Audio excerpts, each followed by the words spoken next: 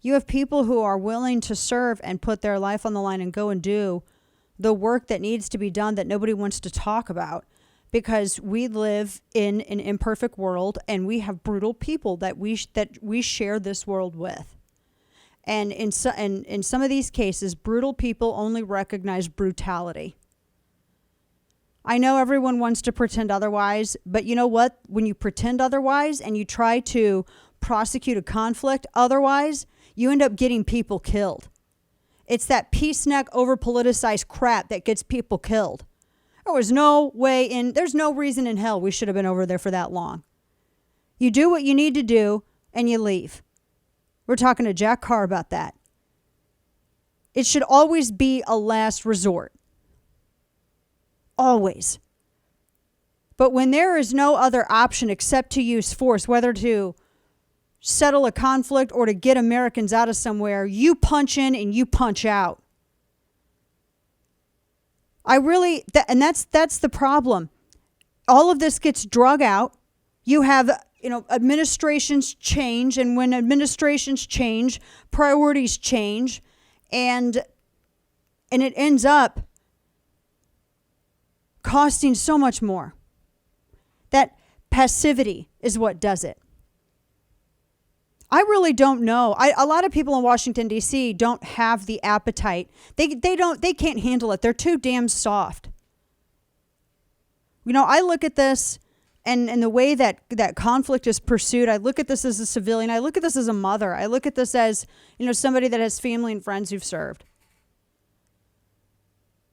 And I would want them in the least harm's way. I don't want them to have to think about every legal ramification every time they squeeze a trigger when they're defending themselves or other individuals, innocent people in areas like this.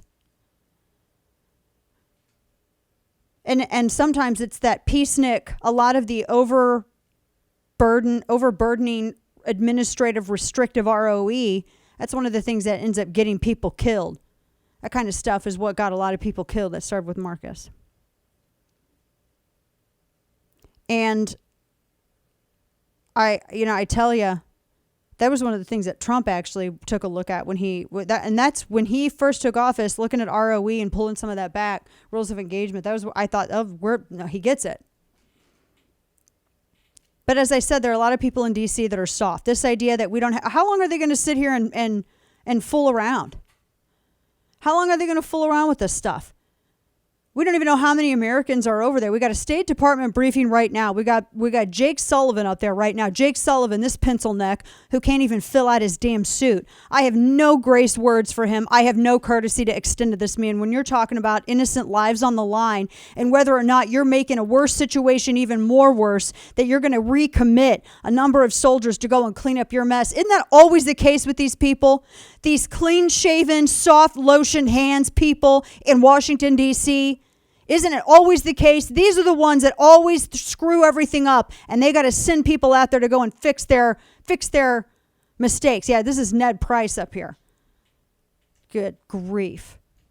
Ned Price didn't fill out his suit. Jake Sullivan was one of the people who was completely well aware of the Hillary Clinton server, for instance. I get mad about it just because I've heard the stories and I've seen what people go through.